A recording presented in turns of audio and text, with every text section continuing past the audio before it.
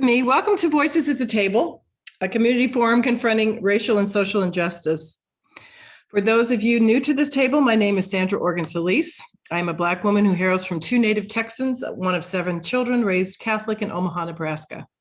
I moved to Texas to become Houston Valley's first Black ballerina, and after 15 years founded a nonprofit dance ensemble in Houston, Earthen Vessels, for which I was artistic and executive director. I've continued choreographing and teaching since moving to Central Texas 5 years ago with my husband, Dr. Carlos Solis, who is a native Guatemalan who came to Rice University and now is at Texas State, serving as its Associate Vice President of Technology Innovation.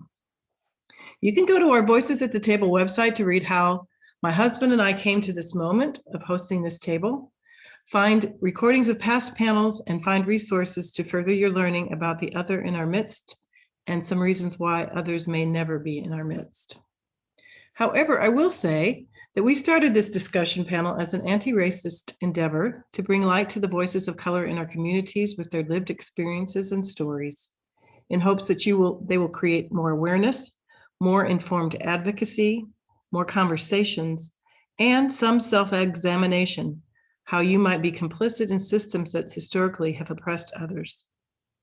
I find myself acknowledging how little we know each time we broach these panels and confess that this one is not a composite or even marginally representative of the entire Asian American population. These are not the only voices, aspects, or inroads we could explore. Some of you have many stories to share and experiences to reveal that we would be open to hearing about briefly in the chat or by email for future discussions. Please be patient and please be in touch. Now for some table manners. These may be some uncomfortable conversations to hear, and due to the sensitive nature of the topics, at times we ask that you please honor this listening space by staying muted. That being said, we welcome your use of the chat box. Memories will come to mind, thoughts will surface, realizations will dawn. Please place comments, questions, and brief descriptions of anecdotes you have in the chat box, which Lynn Flocky, our illustrious journalist and co-host, will monitor, and at the appropriate time may call you out of muteness to speak. Please consider your use of language, that your words be respectful, and that no derogatory words, curses, or epithets are spoken. Your sensitivity in the civil discourse is requested. Generations to generalizations is a discussion of the Asian American experience in Central Texas from one generation to the next. And it is the discussion of generalizations or stereotypes by which many Asian Americans are assessed. In my reading, it has come to light that this is by no means a comprehensive, since Asian American and Pacific Islanders come from more than 24 countries, each as distinctive in its languages, religions, and cultures from the other. The majority of the Asian American community in the United States come from 6 countries, all distinguished by differing cultures, languages, and religions: China, India, the Philippines, Japan, Korea, and Vietnam. The other 15% of countries included in the definition of AAPI are from Pakistan, Indonesia, Hmong, Thailand, Bangladesh, Laos, Burma, Nepal, Sri Lanka, Malaysia, Bhutan, Mongolia. And the Pacific Islands that we think about in the United States are Hawaii, Fiji, Guam, and Samoa. So the expanse of what Asian American Pacific Islanders bring to our melting pot is complex and nuanced and enriches the culture that is America. This discourse will offer some perspectives in history from those often generalized by surviving, thriving, and striving in America, and is sometimes referred to as America's model minority or model immigrant. So much about the immigrant experience, albeit from any country, is similar, as one generation seeks a better place for the next. Things, traditions, and languages are often lost, taken, or surrendered, as each succeeding generation chooses, is forced, or unwittingly assimilates into the new language and culture. Perhaps the third generations want to retain, reclaim, and embrace both their heritages and honor their ancestors in this ever-evolving dance and experiment of America. We will hear from beloved member of the Wimberley community, Mary Gail Nagai Jacobson, who shares her family history in the state from her perspective as a third-generation Japanese-American or Sansei. We will speak with the local mom, Christine Byrne, and her adopted Chinese daughter, Gracie, and their friend, Megan. Both girls attend or graduated from Wimberley High School. We also have asked Juwan Suh and his wife, Emily, who are San Marcos residents and have been part of these participants in this discussion, to join our conversation with as Korean Americans. And we will explore one strategy in speaking out against racist speech or actions and bias with the recent acts of hate against the AAPI community due to the rhetoric surrounding the coronavirus. These strategies are from a site called Learning for Justice, but are helpful ways to deconstruct destructive, divisive, discriminatory microaggressions of any kind in a constructive way. So let's lean in, listen, and learn from the sharing of our guests today. Mary Gail Jacobson, how are you today? I'm kind of nervous. So tell us a little bit, how long you've been in Wimberley?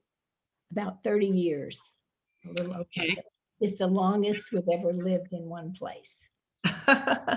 So tell us about, and you're married to Dr. Jacobson, who is beloved around here. Yes. Okay. So he's a retired gynecologist, so he's delivered a lot of babies around here. So some people may know him too. So tell us about your family's history in the United States and Texas. Okay, I'll start with my grandparents and just go from there and maybe spread out a little bit. But all of my grandparents came from Japan. My father's parents came from the smallest island in Japan, where they were farmers, and that island was a farming agricultural community. My mom's parents came from the city. Actually, her father went to college in Colorado and majored in agriculture. And then he decided that he wanted to try to farm here. He went back to Japan and married his wife. And then they came and they settled in the Rio Grande Valley. My dad's parents settled near Houston to farm rice. They came, though, as my youngest sister is the only one of the four of the siblings in my family who's been to Japan. And so she helped me fill in a lot of the blanks just to think about this conversation today, because she pointed out to me that our grandparents came from two very different cultures within Japan. And so my dad's family was an agricultural family. My mom's family was more highly educated, and grandmother had been to a woman's college in Japan. They had had more influence from the West. So it just reminded me again, like what we've talked about, that there's so many different kinds of people, kinds of experiences, even when in our minds we lump people together. And so anyway, my dad is one of 8, or was one of 8 children. My mom was one of 6 children. And Dad had just, when I was born, the story is that my first bed was a big dresser drawer, or a little dresser drawer, in Houston, Texas. And I was born February the 1st in 1942, which was just a little while after Pearl Harbor. My dad had graduated from A&M and was working with his dad on the rice farm. And he was a mechanical engineering major and had done some other work too. But with the war, Dad and his brother went into the Army, and they wanted to go. In Mother's family, they didn't, at that point, continued farming in the Rio Grande Valley. In the valley, there was a large Japanese farming community. In Houston, the Japanese community was more spread out. We did not have, we didn't have Japanese neighbors. And well, there was one family of 4 boys that were our good friends, but we were the only Japanese people there. Then when Dad went to the war, and actually my family on both sides has always been so silent about those years. And I never knew that my granddad had been in a relocation camp here in Texas. And I was a wee little girl, so there would have been no reason for me to have, they wouldn't have talked to me about it. But even after I was older, nobody talked to me about that. So in high school, I found out, I think from a friend, about the relocation camps. And I came home, and in my righteous teenage indignation, plus just really indignation, I said, Dad, you mean you were in the war with your brother and Granddad was in a camp here? I mean, not a summer camp, a relocation camp, right?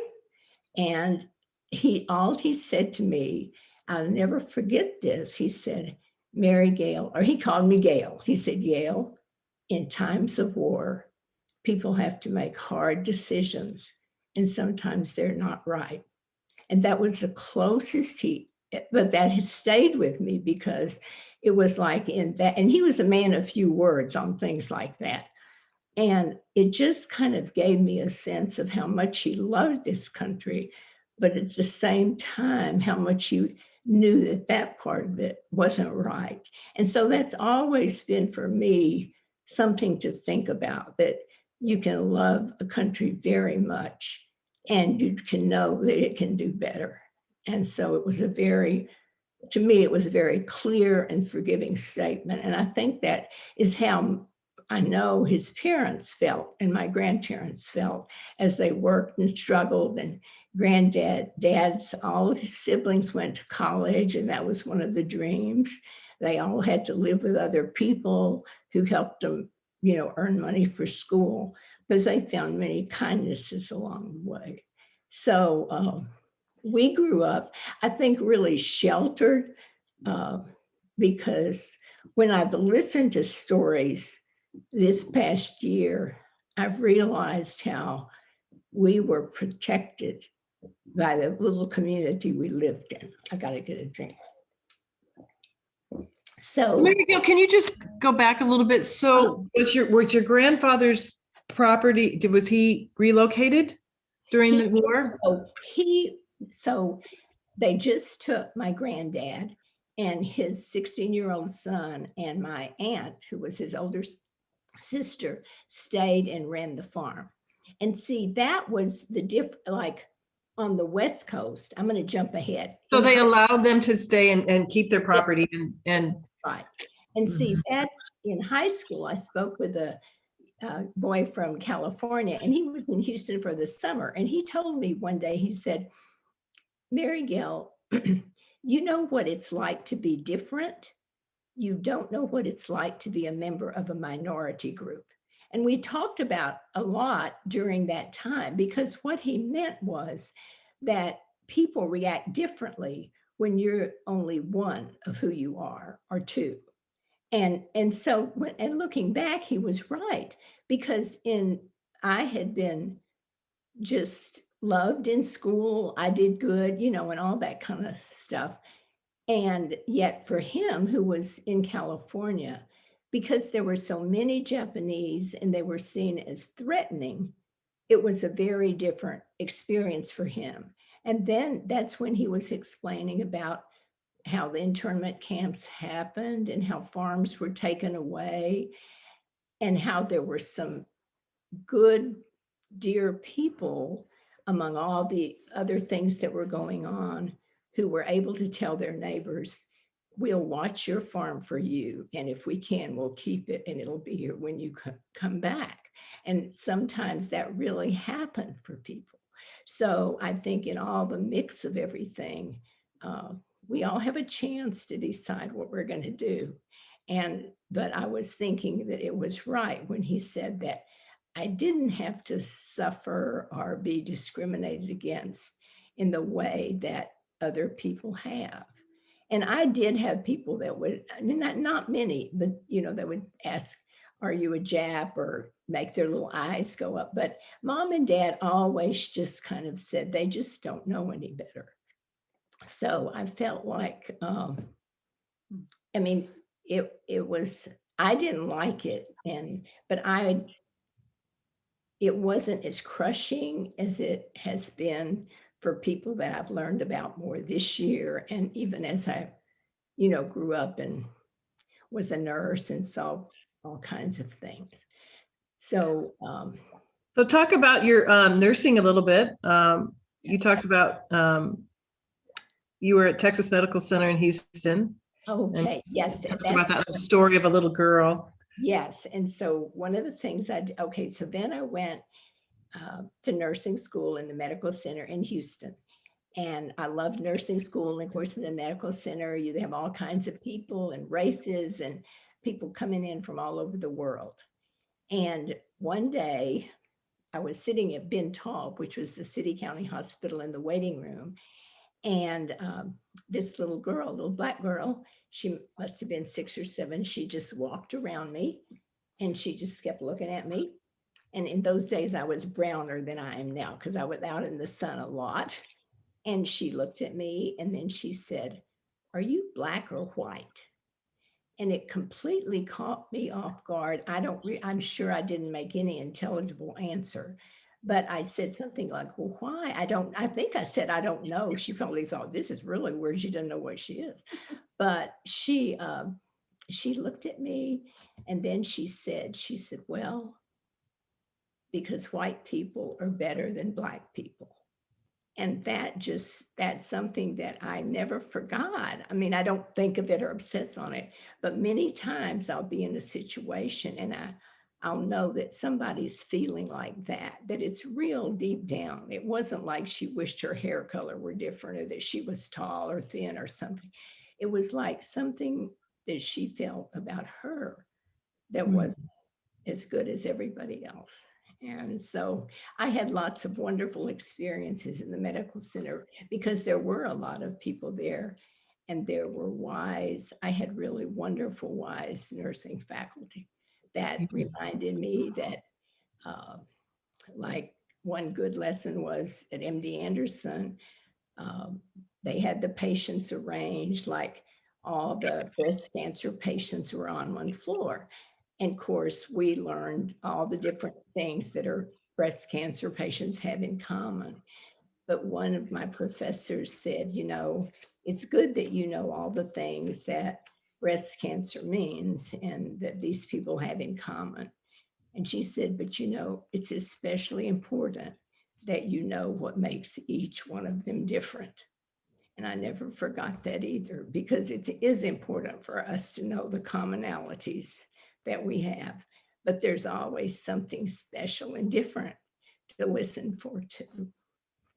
So I love being a nurse. Yeah, and I have my own stories about the Texas Medical Center with both of my parents, my mom a nurse and my father a doctor. But that I won't go into right now. But I wanted to talk to you also about, you're married to a white guy, right? That's what you put it. And so I didn't meet that many other Japanese people to marry a Japanese person. Now, I have relatives who moved to California because they knew they wanted to marry a Japanese person. And some of I mean, there were different reasons for that. But my grandmother on my mom's side just was very practical. And she said that it was hard enough to be married to somebody that was like you. So why would you try to get in a situation that was going to just be more difficult? So what I realized too was, as several in this discussion, some people said, that seems like something that as generations mix and people mix, that families just have to figure it out in some way or another. And that very often, if you marry somebody that's different or not of another race, then everybody's not going to be comfortable with it. And people and families have to work that out. But my folks were fine with Ray, and they had gotten to know him. And I think they were really okay, because they had Dad had been to A&M, and we didn't associate with that many other Japanese people. And I think one of the things that I kind of regret is that my grandparents really so wanted us to be good Americans that like right now, I know very little Japanese, and that makes me sad. And my youngest sister, who's been to Japan and loves the languages and attached to the culture, just has a different and wonderful connection. But I do know that a lot of that was because the grandparents really wanted their children, their family to be Americans. And so they would have American names.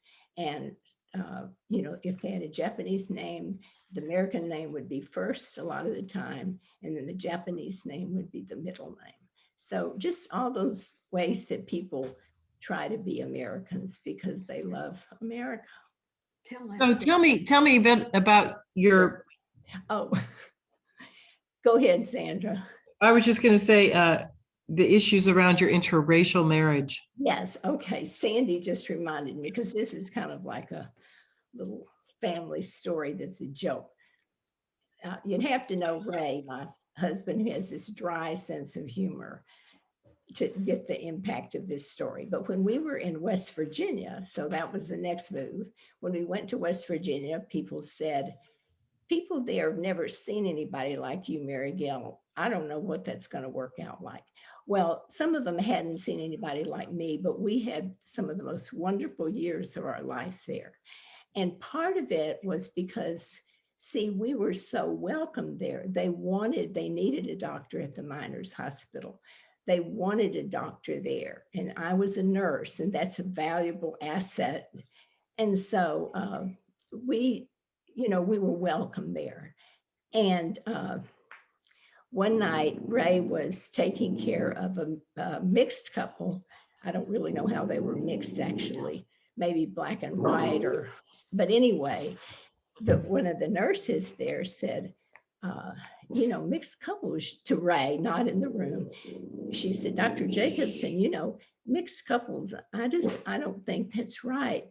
And Ray knew her well, and they had worked together well. And he just grinned, because she told me about it too. He just looked at her and said, oh, you mean like me and Mary Gail?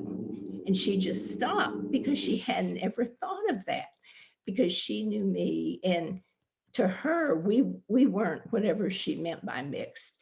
And so I really think when you're implanted in a community, you do have a chance for those conversations over time that make a difference, because you get to know people and see them in different ways. And you can say a little thing, or you can learn something and think, I need to approach that differently. But they had lots of conversations after that. So I'm sure it was kind of different. I hear our dogs are both getting upset during this session. There's nothing can be done about that. That's Bella, I know. You're at your friend Sandy's house, and we're grateful for her internet connection to keep us talking. And Bella, you know us. I was going to ask you a little bit about your return to Texas, and also working in Bolivia with medical students, as medical students. Right. And we had a chance to go and work in Bolivia, and for several months. And that was another cross-cultural or just life learning experience for me. One thing I realized up front is how difficult it is to operate in a country where you don't understand the language. And I knew I'd been in the medical center. We'd had nurses from everywhere, and I'd been appreciated, I thought, how hard it was and how hard they tried. But I'll tell you, when the shoe's on the other foot, and I could say about 3 words and I could understand maybe 5 and say 3, I just appreciated people who come to this country and work to learn the language and just keep going. And I just, so it would, and they were very kind and very gracious to me, but that was just like an up close learning that when you're in another country, that's really, really hard. It's like I could understand what somebody said who was speaking directly to me, but what I missed was all the background conversations. And when you're a nurse, you're listening to what people are saying all around you, and you'll remember that that doctor is going down there, or this nurse is going here, and that you compute that. But when you can only barely pay attention to one person, then you miss that. So I really appreciated people who come and.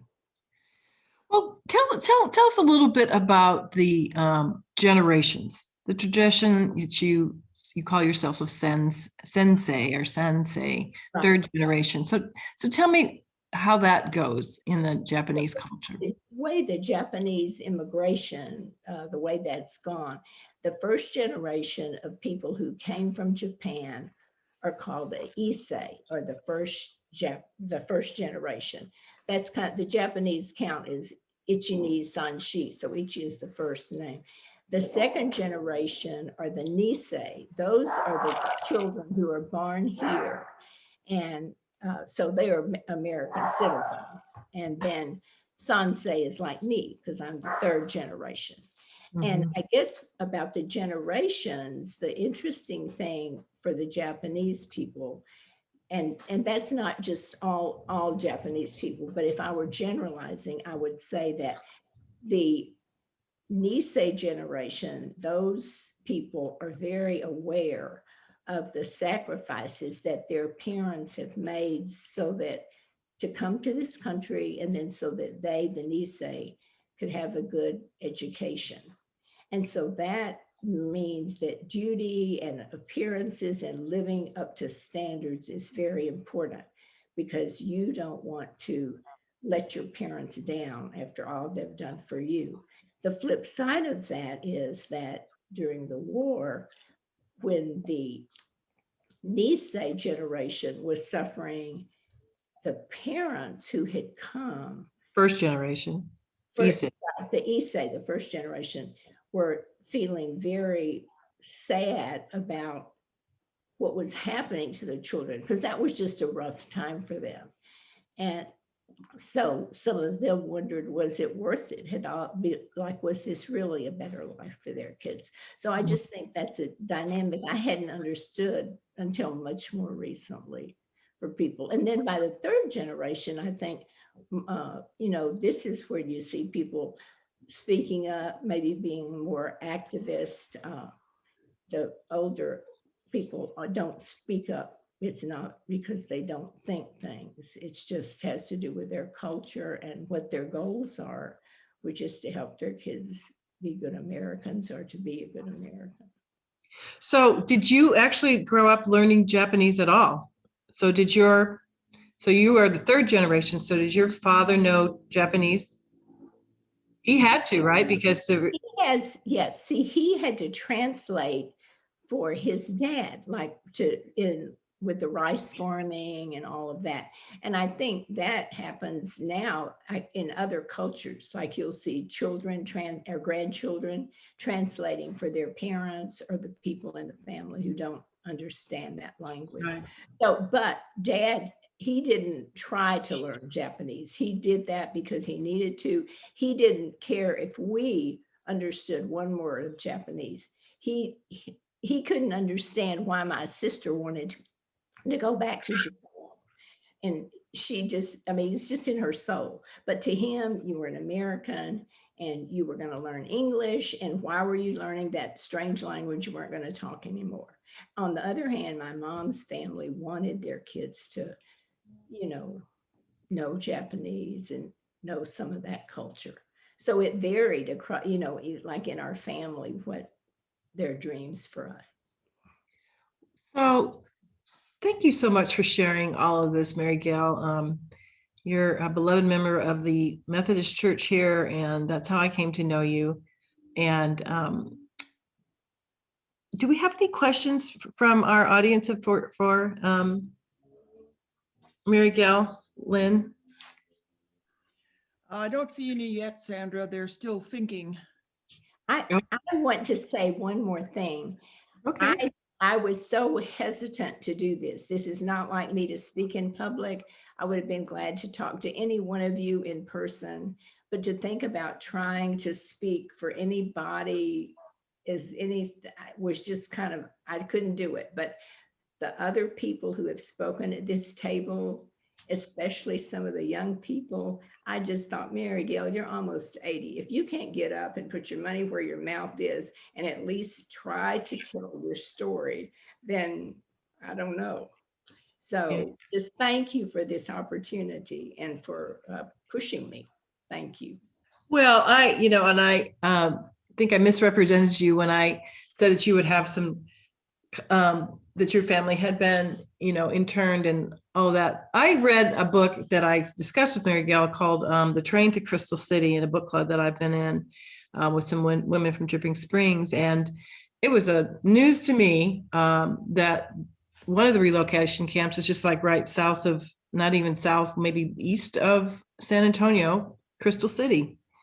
And I was reading an article about when immigrants are no longer considered American. That was written in 2017 by Juwan Suh in the New Yorker magazine. And it said that that when Franklin Delano Roosevelt issued the Executive Order 9066, that order that led to the internment of most of 100,000 people of Japanese ancestry, most of them American citizens, placed them in relocation camps throughout the Western states. Now, this wasn't just Japanese, it was Germans and Italians as well. And so they were all in a camp together right here in Crystal City.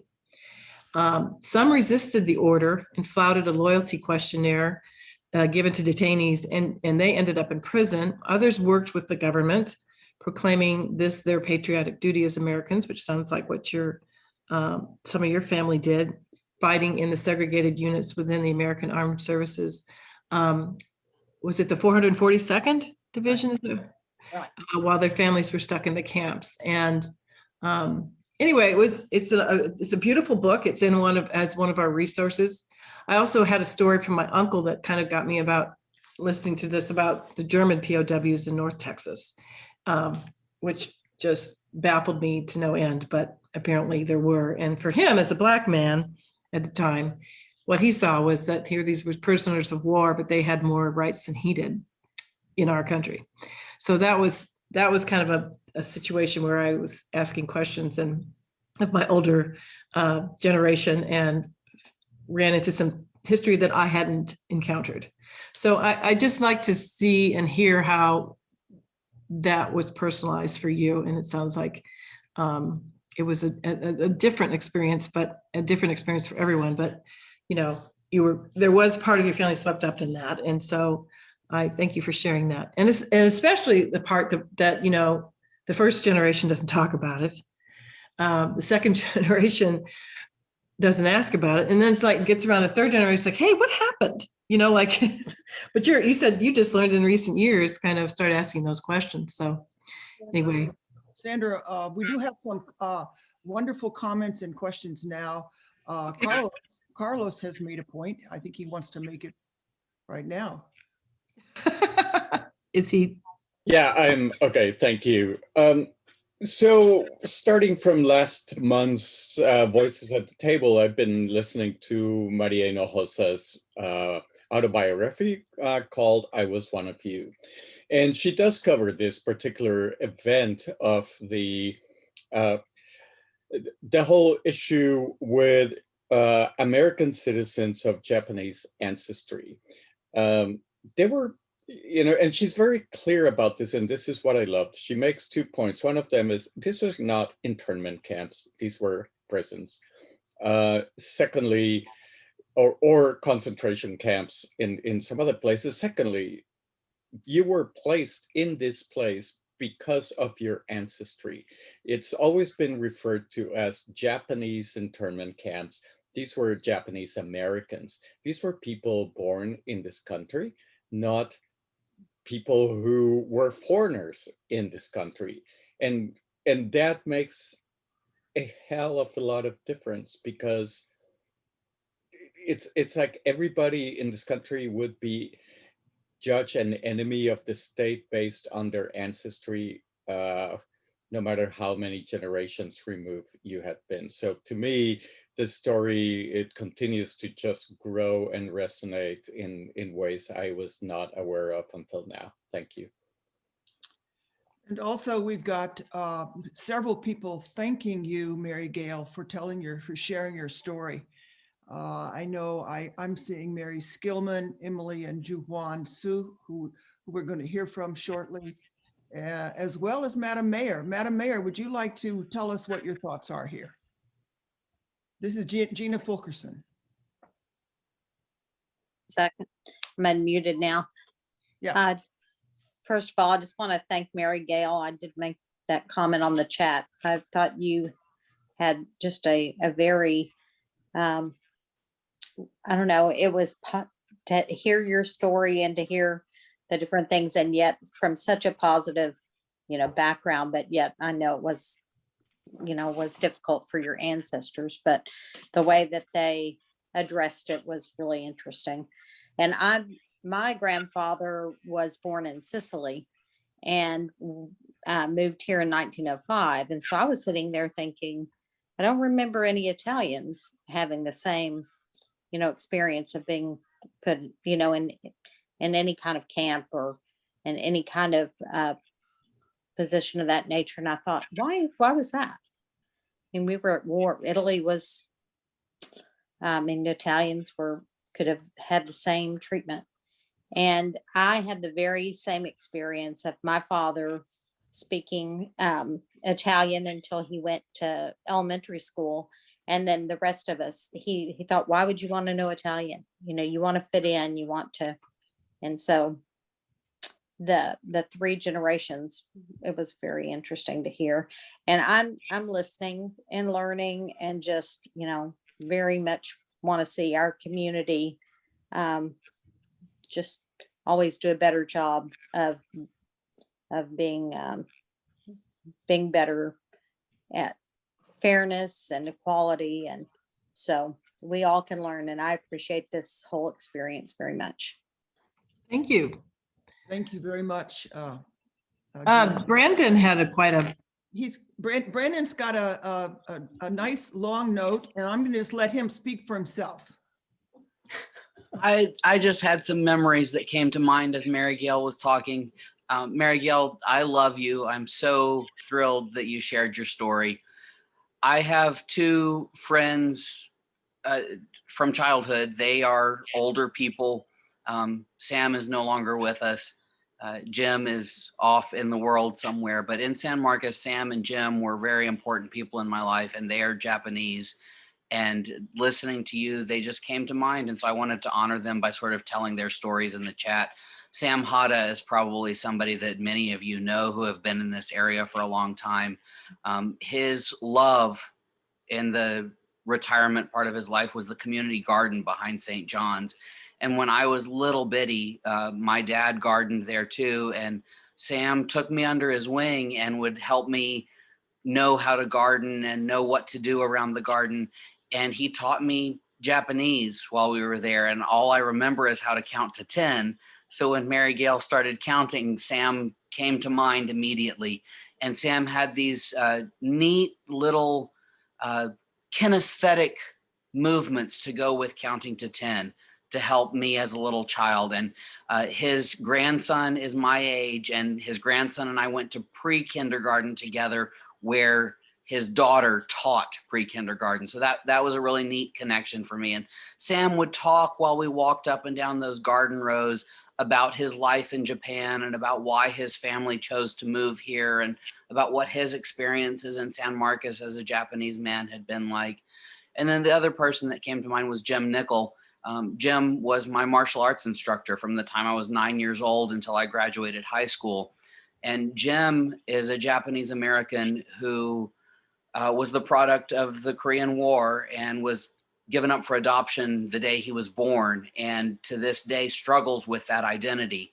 But his son, who is a Wimberley High School graduate, has embraced his Japanese heritage and been to Japan several times and found his father's ancestors and his own grandparents in Japan. And I think that his experiences growing up in Wimberley and being a Wimberley High School graduate have significantly influenced his ability to embrace what his father never could. So I think that's neat how listening to Mary Gail and even thinking about her connection to what she had that some other Japanese Americans didn't in the sense of community relates to Sam and Jim's son in those ways. So thank you, Mary Gail. I really appreciate you telling so that in listening, I could connect to some people from my past.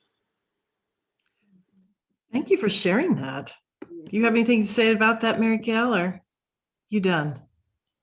Say anything. Thank you, Brandon. Thank you so much. Well, thanks again, Miss Mary Gail. You'll stay on the call. If you have any questions for her, you can put them in the chat and maybe she can respond to those as well. I'm going to move on. I think Christine Byrne is with us and her daughter Gracie and their friend Megan Monkus. And they both, of course, Christine is a councilwoman here in town, and her daughter Gracie is at the Wimberley High School, and their friend Megan, I think they're all together. I haven't laid eyes on them yet, but I assume that you all are getting to see them. And they're all have their masks on because they're with each other, and that's very great. Okay, so so glad you're all here. I was just going to start out and just say a little bit about yourselves, where you're from, Christine, and kind of your path to adopting Gracie, and y'all's moved to Wimberley and Texas connections. Oh, wow. This could take a long time. I'll try Yeah, to you real can be quick. I was born in northwestern North Dakota, and my grandparents used to come to Texas to, they would go down to South Padre Island. And anyways, long story short, we ended up down here when I was about 13. My mom, I was raised by a single mom, my brother and I. She's a nurse, and we moved to Austin, and she just fell in love with Wimberley. So she bought a place in Wimberley in the early 90s, and my grandparents moved down here permanently in the early 90s. So we've been in Wimberley for about 30 years. I married a military man, and we moved all around, and we're, got to live in some great places. Hawaii and Washington, D.C. and San Antonio, and we lived in Europe. And when we were, our last duty station in Germany is when we decided to adopt. Adoption was pretty common with the military population over in Europe. We had 2 biological boys, and for medical reasons, I couldn't have any more, or didn't feel like I should have any more children, but we wanted more children. So, looked at a couple different countries and decided on China. We knew we wanted a girl because we had 2 boys. So in the early 2000s, adoptions from China were pretty common. So started that process, and lucky 9 months later, 10 months later, 11 months later, a little bit longer than gestation. And anyways, so we traveled to China with our 2 boys, and it was a 2-week process. Well, it was like a year-long process, but we were in China for 2 weeks and finalized the adoption. And that's kind of, that's where we are. Okay. And maybe Megan, why don't you talk about your experience? My mom, my dad had been married and divorced like 3 times before he met my mom. So I have a brother that's like 42 and a sister that's like 38, and so they're much older than me. But I mean, we're still really close. And then he married my mom, and my mom was infertile. She couldn't birth babies. She has always, ever since she was a little kid, has always had like this weird like not weird, like a pretty cool like attachment to Asia. And she really just likes the culture, and I mean, she thinks it's like might be something from like a past life of hers or something that she I don't know. She thinks that she has a connection with it, so she's always wanted to adopt, and so she and my dad was a teacher, and so they were trying to save up money to go and adopt me. And my mom like wrote and put on like a 1-person play because she's very much a theater addict, and so she and my dad did that and raised enough money to go get me. And I was about 8 months old when I was adopted. And yeah, so here I am as well.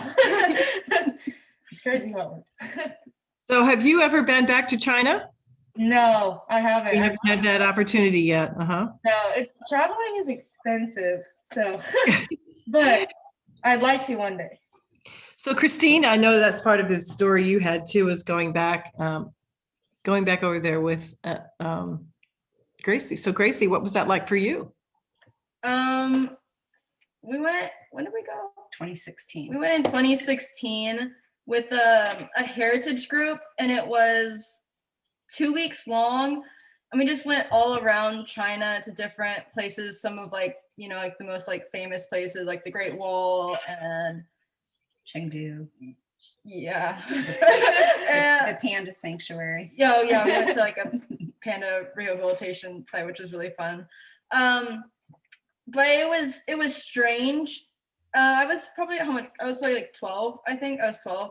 That was the first time I ever went back to China. And it was strange just kind of being in a place where I'm from, but like I've never really known. So, and I went with my mom and my dad. So that was nice that I had somebody, family members, but it was odd. You know, I'm normally the minority and I'm normally stand out, but going back, you're surrounded by other Asian people. My parents were, you know, the minority, they kind of stood out there. So it was strange, but it was a great experience to go back. And That's wonderful. Well, so have you, I've had discussions with both of you about this, but just as far as your education here in Wimberley and has gone, do you feel like you got any sense of your Asian heritage? Did you learn about or the contributions of other Asian Americans or the injustices toward the Asian Americans? Have you heard any of this stuff about internment? I mean, did any of those kind of, did that come up in your studies or in your school life? It was briefly mentioned, you know, in American history, the Japanese internment camps were mentioned, but that was like a lesson that we had one day, and then we took a test over it, and then we never really talked about it again. And then the teacher that like taught it, he is actually probably the best. Yeah. Like, his name is Coach Biggers, and he's like a very, very good teacher. But you know, it was just part of the lesson. But he wanted, you know, the whole American imperialism thing. A lot of history teachers are like, don't make America look bad, but he did not care. And so that's the only time I got any sense of what actually was happening in the world at all. So, but not other than that, not that I know. But I also was homeschooled during the semester of my junior year. So you're probably better to ask about that. Yeah, I've had Coach Biggers for 2 years, and he's probably the best teacher that I've had, just because he's a history teacher, so obviously he knows a lot about history and everything, and so he's a very well-rounded guy. He knows a lot about different cultures, and he's very, you know, he respects everything and everybody and everything. But it's an AP course, and you know, you have to take that AP exam at the end of the year, so it's not like, you know, he has to cover the material that he has to cover so we can pass our test. So it's not really like, he doesn't really have time to teach us anything else besides the course about, you know, the topics that we had to cover. Yeah. So what kind of ways did your family honor your heritage or share your heritage with you each? Well, I've never really taken any interest in learning about anything about my heritage or, you know, my culture. I've never really cared to explore that, just because of where I live, of where I grew up, where I've kind of been not taught, I guess, but just with, like, you know, the environment that I live in, I feel kind of almost embarrassed about my culture, and I don't like to, I don't really care to learn about it because of that. So So do you think that that's because you feel like China isn't given a bad name and it's like the bad guy or something? And or are you just well, my school, our school is, there's probably like 6 Asian people out of all of the, like, 9th through 12th grade, there's probably like 6 total. yeah. So, you know, and I'm not really friends with them. I don't know why, but so I just, you know, most of my friends are, you know, white people. Yeah. So, you know, it's not, and you know, I've had to deal with just, like, you know, like little racist, like, comments or like microaggressions towards me. And so I was like, it was always negative, you know, nothing's ever like positive about it. So I was like, well, all my friends have this like negative connotation to like my culture, and I don't really have, why would I want to learn about something so negative that everybody. Yeah, but then there's the reverse side of that. You know, we haven't talked a bunch about this whole model minority thing, but to me, it's what's interesting about that idea is just that the things that are assumed of Asians, like that you're good at math and science and, you know, all that's kind of, you know, all the STEM courses and all that stuff. It's kind of a positive way to look at you. Like, of course, you're going to be good at that just because you're Asian. But so did you get any of that kind of feedback too? And how did you deflect that?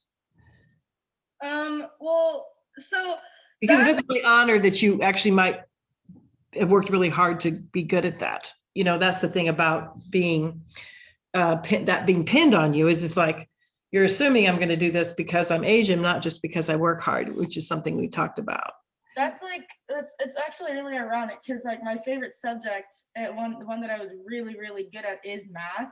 And people were like, oh, it's because you're Asian. And it's like, yo, do you want to do my math homework? And I was, you know, being the person I was, you know, you're deemed like uncool if you actually give a crap about protecting yourself or standing up for yourself. And, you know, in high school, you don't want to seem like a loser or anything. So you just kind of go along with it and laugh with it. And I never stood up for myself, especially being a young mind, you know, not really having the guts to say anything about that. But you've talked about how you, so I was wondering, I'd asked you if you had heard any comments or slurs about Asians, especially in light of maybe the last 4 years or the coronavirus. Have you felt any of that kind of hate coming at you, and how have you addressed it?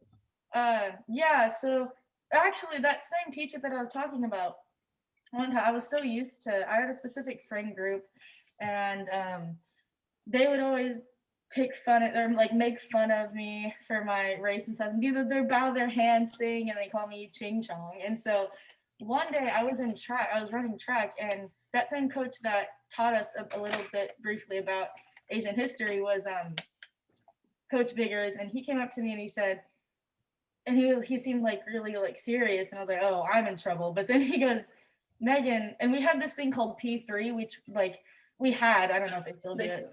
Okay, yeah. So people, you can download this app and report someone for like doing something. Like it can all be from like vaping to like bullying, but it's anonymous. So anonymous, sorry. And then so you don't know who sent it in, and someone sent in that one of my friends, or not really, that person was intolerable. I did not like that person. But in math class, they called me like Ching Chong. And at the time I was like, oh, that's me. But then he said, is that true? And I said, yeah, but it's not a big deal. Like it happens all the time.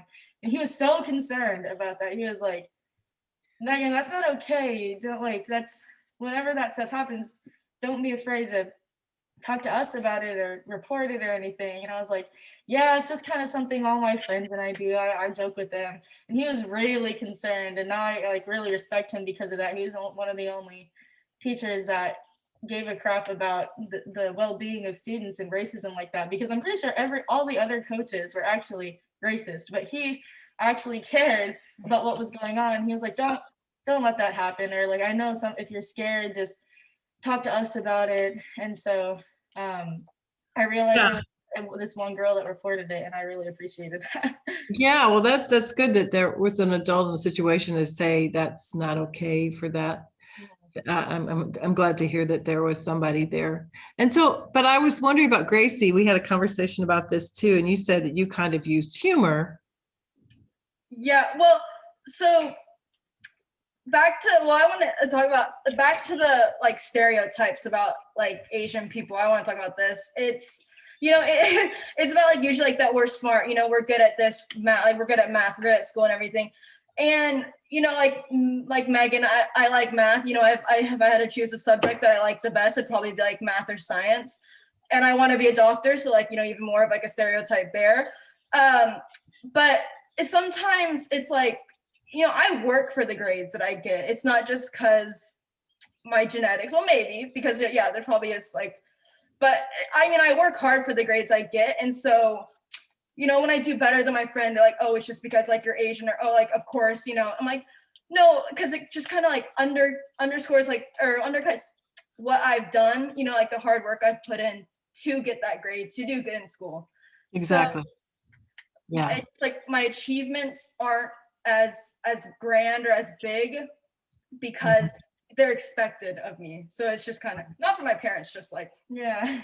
just from It's like it's so ironic because they're like, oh well, you're just gifted that talent, when it's almost, you know, it is like invalidating how proud you are almost of yourself for having that accomplishment. And they're like, oh, it's because like you have the privilege of being Asian and smart, whenever like they're the privileged ones, really. Like it's kind of ironic. But yeah, and then like I also like I still enjoy it, but like my hobby in middle school is doing nails, and I had like stamps and stuff, and I always loved doing nails. And that was a big thing, especially in middle school, whenever people found out that using like racist jokes was a humorous to other people. They were like, oh, come do my nails and work in a nail salon, do blah blah blah because you're Asian. And it was just ridiculous. But yeah, like deflection at the time for me, it was kind of like my coping mechanism. And I know like you and I have talked about this, is that like we just go along with it and make fun of ourselves. It seems like it's endorsing it to the other people, even though it's just our coping mechanism. So that's something I've been trying to spread recently now, is because I know like on my platforms that younger people follow me, and it's not okay, even if someone is making a joke about themselves, to not, you know, tune in on that and do it as well, because it's most likely their coping mechanism to fit in and stuff like that. Yeah. Well, well, so a lot of times, like whenever you can kind of, a lot of times, like you can just kind of like anticipate, like they're gonna make a joke about something like that. And so what I know Megan and I have both done is like, you know, you beat them to it. You say the joke anyway, so it's less about them laughing at you, and instead you're laughing like with them, but it's still aimed at you, but it's less about them laughing at you, more of you just like kind of everybody laughing together about it, even though like you seem witty for making the joke before them, and it's easier to hear, you know, to make the joke about yourself than to hear someone make the joke about you and like making fun of you. It's easier to get. Yeah, I mean, that's a really interesting coping way to deal with that. And I mean, it is about, you know, surviving a situation too when you're a teenager. And I can't imagine trying to juggle all of that. And I think that's as brave a way as any to deal with that. At this point, I'd like to just pivot a second and talk about there's this methodology that this Learning for Justice has put forward to that, you know, could be helpful to everyone who's in these talks that we're giving, that we've not given money. What's a good way forward? And so if you, in being an advocate and trying to point out bias like that, this is what they suggest. And this is that you interrupt say, it says, like take a timeout. Maybe you need to, you could say, hang on, I want to go back to what you just called the virus. Say, just a second, let's go into that point as if it's the virus is somebody's fault. Or, hey, I want to talk about the language you just used. So those are good ways to kind of interrupt people when they're in the middle of something like that. And this is not to teach you, this is to teach all of us a way to kind of intercept racism when it happens, especially the microaggressions, because people don't intend to do that. And so the next thing you could do is, so you interrupt them, you can question them, said, why did you call it this? Or why do you think that? Or where did you get that information?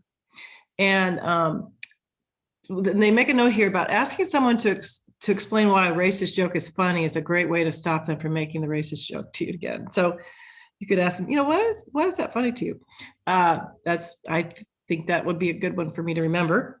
So the next one is to question them. And then the next one is to educate them. The key to educating is to continue the conversation. It's not just to provide the facts, but to explain why they've said what they said needs some rethinking. And so the education part is something you need to educate yourself about, like, why is this not true? And why is this it just bothers me to hear somebody propagate this misnomer, because we got to know, and we've heard so much about the high incidence of hate crimes against Asian Americans and Pacific Islanders, the AAPI, Stop the Hate campaign, right? So we want to, rhetoric escalates to violence. And so if we don't, and I don't think stopping and interrupting, questioning, educating is necessarily a violent response. And certainly hopefully it won't get there, but it's those little initial conversations that happen that lead to something more violent.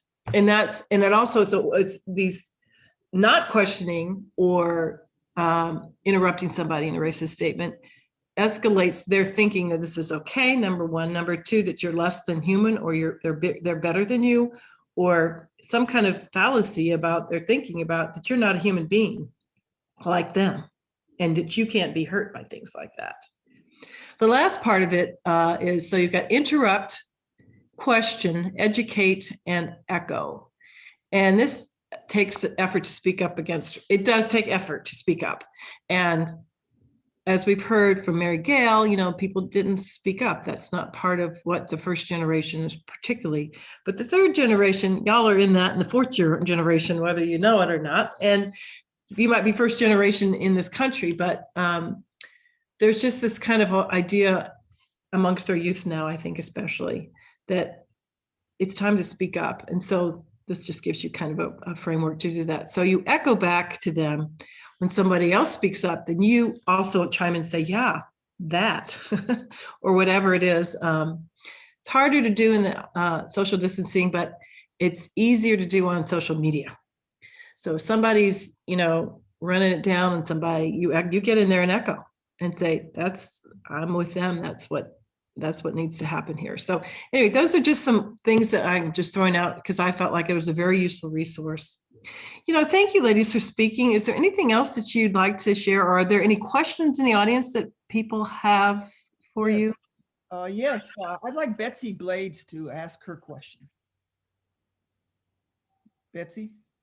Okay, yeah, I have two grandsons in the Wimberley Public Schools. And so one is in junior high.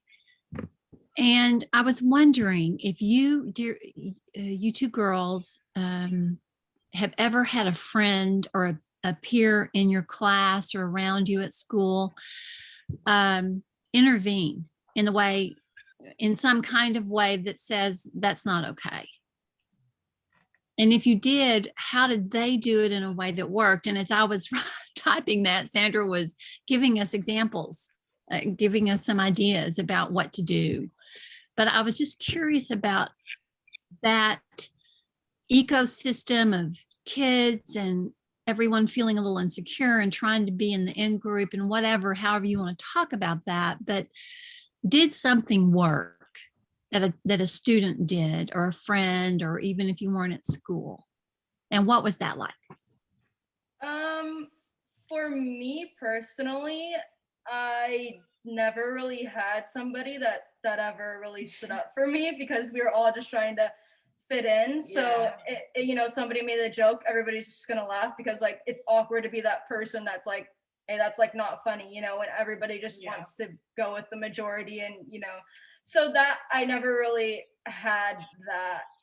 No, Okay. yeah, yeah, that's same. But I guess the one experience would be in high school, the first experience when that girl, you know, reported that guy, even though it was anonymous, it's still like, I'm pretty sure I know who it was because there's two girls that really care about that stuff in my class. And so I think it was them, and I was really appreciative.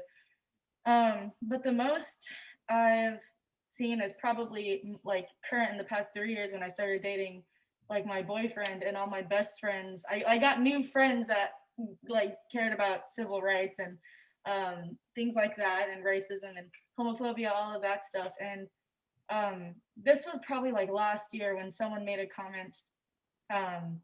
To make it short, they were like selling stuff, and then they're like to different families, and they said, oh, I sold this to this family, I sold this to this family, I sold this to this family, and the last thing was, oh, I sold this to this Asian family. And last year is whenever I really started, like during the summer, I was like, you know, I need to start speaking up about all of this stuff because I really care. And so I just pointed that out. I was like, why was it necessary to say that? And so my friend who also worked at the same place backed me up, and she was like, yeah, that wasn't very cool. And so it's mainly been like my current friends and my boyfriend that stand up for me whenever that stuff happens. But now I stand up for myself. Some things are like, I'm like taken aback because I don't really know how to respond because it's like I freeze up. But no, never really in like middle school or high school, not early, no. Okay. Tracy? Same? Yeah, no, I haven't really ever had anybody. I've called, you know, it does come from like other people, but when I get it from like directly in my face, it's from like my friends, you know. And so like I'll be like, you know, that was racist, you know, whatever you just said, like that was racist. And they'll be like, no, it wasn't. I'm like, that's really not for you to decide if it was or wasn't. It's for me, and I told you it was, and then they'll just keep on like denying it. So Yeah. so then I have to deal with it. But yeah, I didn't start sticking up for myself until like recently.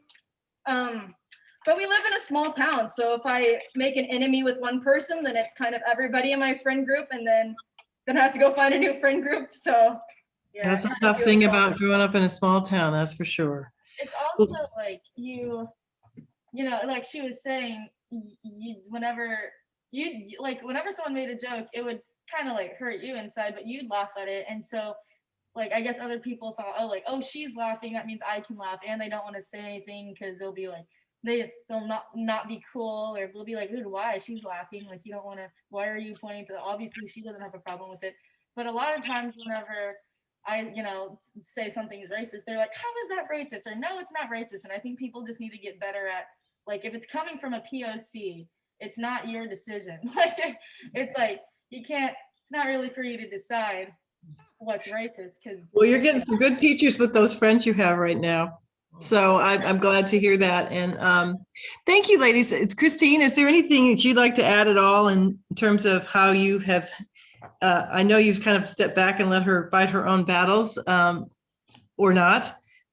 Is there anything else you might want to add about being the mother of one of these young ladies?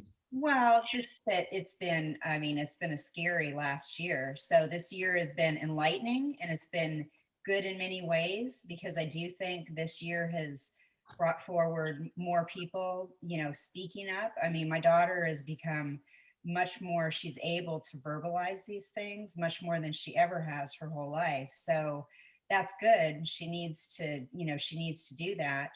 And it's, you know, so it has, I think, enlightened a lot of people. But it's been scary. And the last 4 years with, not meaning to get political, but it's kind of hard when, you know, you've got the president talking about China virus and things like that. I mean, as soon as coronavirus hit, I just wanted to keep her home, you know, just because, you know, I just didn't, you know, so, and she stayed home until basically November, because I really did not want her subjected to what I figured she would be subjected to. So, and I think it's maturity too. You know, and I come from a generation where I mean, I'm not a confrontational person at all. And you kind of just let things roll off your back and you just ignore the bad. And I agree with you, Sandra. I think this generation is different, and they're saying enough is enough and this isn't right. And, you know, I think we can all learn from them. Yeah. Well, you ladies are inspiring, and thank you for speaking your truth of what it's been like living here and growing up here, and the lessons you're still learning. And you know, more power to you. Absolutely. Do you think there anything here we need to follow up more on, Miss Lynn? I think we need to get to our last speaker. Yeah, lots of wonderful wonderful things. Be sure and read the comments, girls. Yeah, they're giving you a lot of kudos there. So our next guests are Emily and Juwan Suh. They are residents of San Marcos. They have a little one. They've been sitting there patiently with this whole time. They've also been on these, they've been listening in on these voices at the table. And I reached out to them and asked them just today if they would like to speak about their experience in Texas and in Hays County. Maybe you can just start by telling us a little bit about yourselves. They are of Korean heritage. Okay, yeah, there you go. Yeah, so I think both of us were looking at the clock and hoping we would run out of time before it got to our turn. Nope. Yeah. I guess I'll start. My parents immigrated to the U.S. from Korea back in I think 1978, just because the jobs weren't available in Korea, and they had my brother was already born at the time, so then they came to the U.S. Through some kind of immigration shenanigans, and then I don't know the whole story, but years after that, I was born here in Illinois, and then I grew up in Southern California, and then met my wife Emily in Minneapolis many years later, and then from there we moved to Nebraska and Kentucky, and then finally Texas, and I think we love it here the most of all, right? So yeah, this is probably the best place we've ever lived. You want to share that? Yeah, this is the first city that we've ever lived in that hasn't been a refugee resettlement city. And that's, I think, been a really interesting experience. Texas has a lot of refugee populations and immigrant enclaves, but San Marcos is kind of a little big city in between big cities. And I think that we've, particularly within the last couple of years, I think when we came to Texas, we started to become racialized in ways that we had never experienced before. And that's been very interesting for us. And it's been interesting to see how our children are kind of coming to awareness about their racial and ethnic and linguistic identity in this moment. And, you know, for better and worse, I think it's complicated always, it's layered. Mm-hmm. And so you came, how did you come to this country? You said that you were. Yes, I am adopted. I think a similar story to the adoption stories that were shared earlier. I was part of the early kind of I guess I was part of the middle of the Korean wave of adoption. Korean adoption is kind of the largest international adoption to the United States, and so I was kind of the tail end or the middle end of that. Through the transfer. My story is pretty typical of that, I think. So did you, I'm sorry, did I catch that? I missed that. Did you grow up in California, or did you grow up in Minnesota, or? In Minneapolis. Okay, wow. Kenton is telling their story too, but. Yeah, and so tell me about what your experience has been like. You're both at Texas State, or you're at Texas State, And what is your field? I'm in education. I am a developmental educator, so I study how people do college reading and writing, but I'm also an applied linguist. So I look at how people use language and how language and power are interconnected. So some of my research is actually on the adoption community and how Korean adopted persons have kind of taken back the language of adoption in online spaces and in multimedia spaces, and also how adoption agencies use language in order to present adoption as kind of a transaction, or in a way that will make it more appealing to white potential adopted families, and how adopted people or people who have been adopted, how they can kind of lose their agency or reclaim their agency in those spaces. Wow, that's fascinating. So it must have been interesting to hear their stories and their perspectives as the two young ladies that spoke earlier. Definitely. So as far as the population of Texas State, is there much of an Asian population there? Have you found any other Koreans in the student body? There's a few API identifying individuals, but Texas State prides itself on being an HSI, and I think that sometimes other minoritized populations can kind of get lumped into that and maybe struggle to find their place in their space, or to create a space for themselves when one particular group is kind of heralded as the population. So there are groups. I think that it's something that the institution is working on. Yeah. My husband's part of the diversity and inclusion committee, so he hears about that, and certainly he was attracted to the fact that it was a Latino serving institution, and he's Latino, so he's kind of come back away from that, going, I'm trying to figure out how that works here. But so tell us, Juwan, about your work life and how you came to it. Well, I'm an immigration services officer with the U.S. Citizenship and Immigration Services, and I just sort of fell into it. After law school, I got a job, so I applied for work, and that was what happened. And yeah, I've been on long-term leave since November with the baby and all that. So yeah, next month I'll be going back to work. And technically my home office is still in Kentucky, so I might end up going back there for a while until something changes. Mm-hmm. So is there much of a Korean population in Kentucky as opposed to Nebraska? Yeah. Uh-huh. Actually, Korean markets there. And yeah, there was a decent Korean population there. On the west. Yeah. So do both of you speak several languages or just Korean? You wouldn't know by my first name, but I barely speak any Korean at all. It just never took. My parents tried to get me to go to Korean language school when I was a kid. I took Korean in college and law school, and it just never took.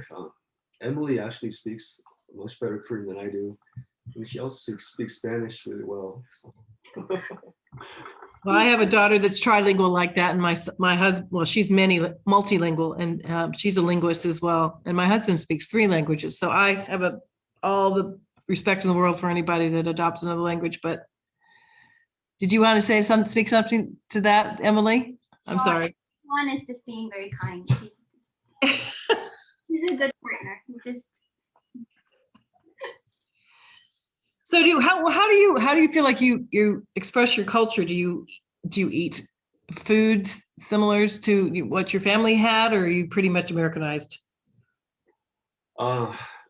Yeah, I guess when I was growing up, my mom would make all these really nice Korean meals, a lot of nice kimchi dishes and tofu things and all that, and I would eat my stuff, and then I would go to the Carl's Jr. later and eat like 5 cheeseburgers, because the Korean stuff just wasn't my taste. Well, yeah. I remember seeing, I don't know what movie that was. We need to remember, Carlos, the movie we saw where the little boy was really, had been eating fried chicken. And he was in an Asian country. I don't know if it was Korea or where. And he was so upset when his grandmother finally saved up all this money to buy him a chicken, and she boiled it and like she ate it, and he was like, "This isn't chicken," you know. It's like the Kentucky American chicken is what he was looking for. It was in Korea.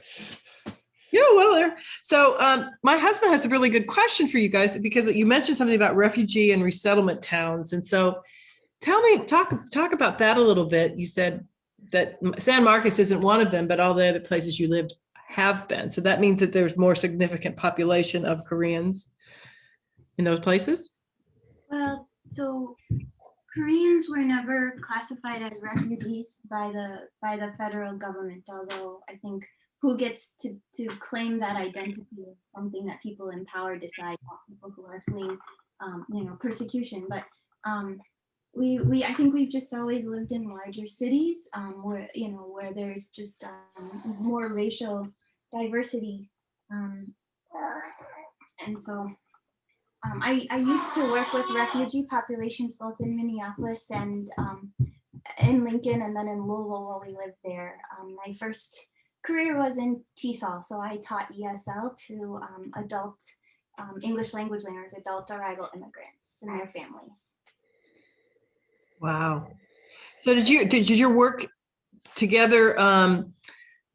Is that how you met? How did you meet? We met through a well-intended friend's possibly microaggression.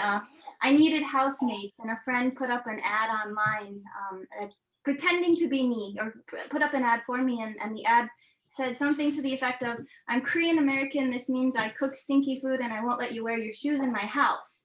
And Juwan showed up at my door and he said, "Korean American too," and I thought, who is this guy, right? Like, and then he's like, "I need to take my shoes off right before we come in the house," and I jokingly tell people I asked him, "Do you want to marry me?" And then anyway, so we found each other, and then we were both too young to know that there was anything else out there, luckily.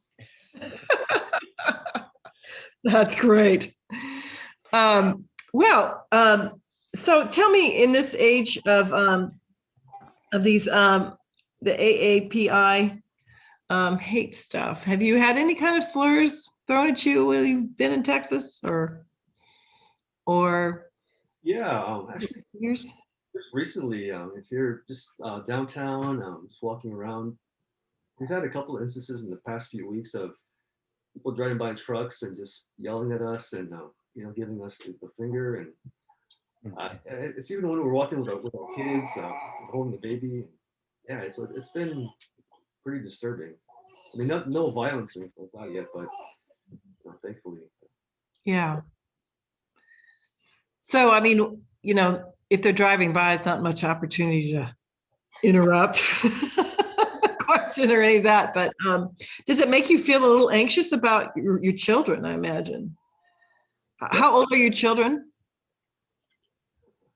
Well, this one's 2 months old, and we also have a 4-year-old, 6-year-old, 8-year-old, and a 10-year-old. Whoa! And what's their experience been like in school? In San Marcos? Or have you been homeschooled, or?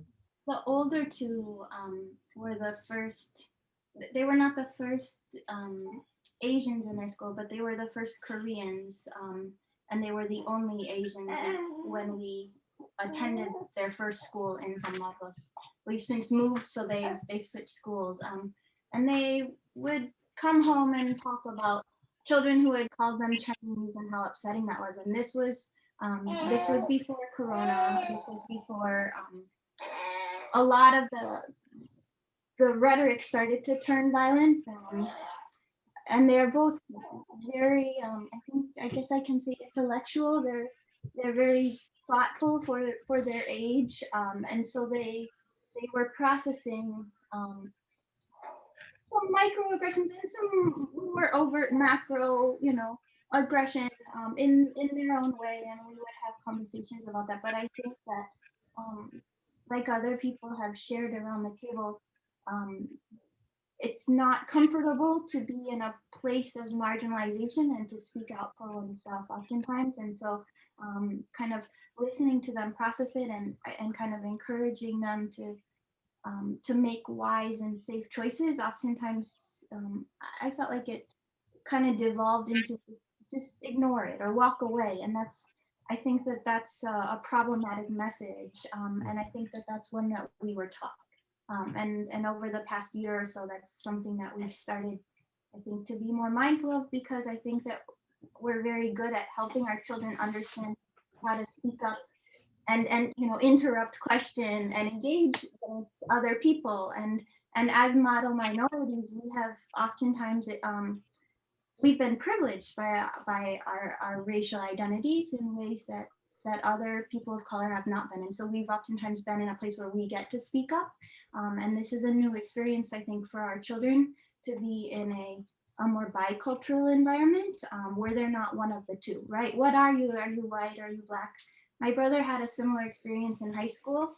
He, the first day of high school, he was asked if he was going to join the Black gang or the Hmong gang. My brother is 6'4" and 240 pounds. And if you know anything about the Hmong in originally China, Laos, Vietnam, you know that they're typically very short. And so to have a 6'4" Korean guy be told that he had to join either the Black gang or the Hmong gang, we oftentimes, we don't fit into that either or. And I think that that's something our children have been processing also. Wow. Well, I think we have some questions here. Maybe Lynn can point out a few or have a comment. That we have about 3 more minutes. And Okay, Linda or Larry, whoever wrote that, please ask your question, the Calverts. Unmute yourself, Linda. There you go. I didn't really have a question. I just was so fascinated because I've heard so much about Minneapolis and St. Paul. And so I just haven't heard someone who's in Texas with that story. And very much appreciate he experienced, Emily.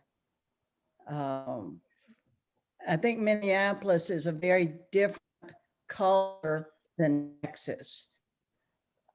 I think that the adjustment must be difficult. yeah. I see you frowning, and I think I can make it easier we have terrible internet. Yeah, So, it's been going in and out a little bit.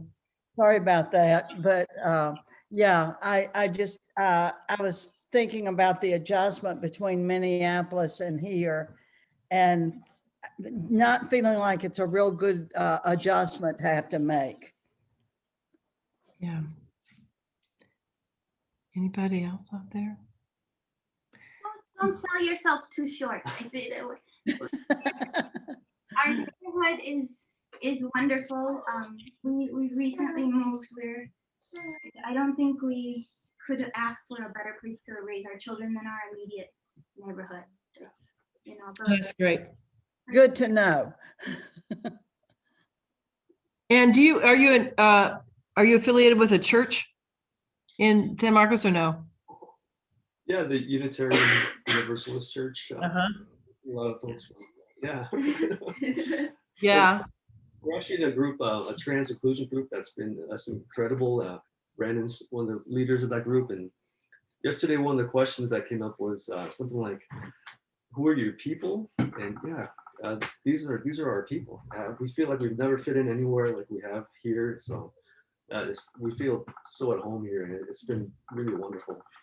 That is a good thing to hear. And I very much want to emphasize to people that, the voices at the table is not always about the things that are going wrong, that there are some things going right too in our community. And so I want to make sure that we honor that too when we hear it, because it's not all about, although it saddens me to hear that you've had some incidences of late that are happening across the nation in our small area here.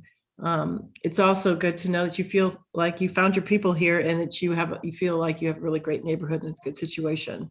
So And for the most part, I think that you have really reflected well very much of what we've talked about today in the immigrant experience, as well as how your family has adapted to Texas. Is there any other question, or can we kind of close it out? I think you can close it out. Just Emily and Juwan, thank you. And please read the comments. You're getting lots of good, grateful thoughts from people. And, as we close, we always have to end with a movement. I'm a choreographer. And so I wanted to talk about, we talked about generations and generalizations. So I just want everybody to go 1, 2, 3, and then do a big inclusive sign. That means we, a W. So 1, 2, well, I did 1, I did 2, because you can't just do it the same way. And 3, and we do this. And that's our movement to take with us to embody this time together. We think about the generations. We think about how we finding our people and how we can open it ourselves up to those people that don't look like us in our communities and reach out to them. Thank you so much for all my panelists sharing their stories. And we'll see you next time in May, 3rd Sunday in May. And you'll have to wait and see what that one's about. And thank you all for coming. Bye-bye. We'll hang on for a little while for those that want to.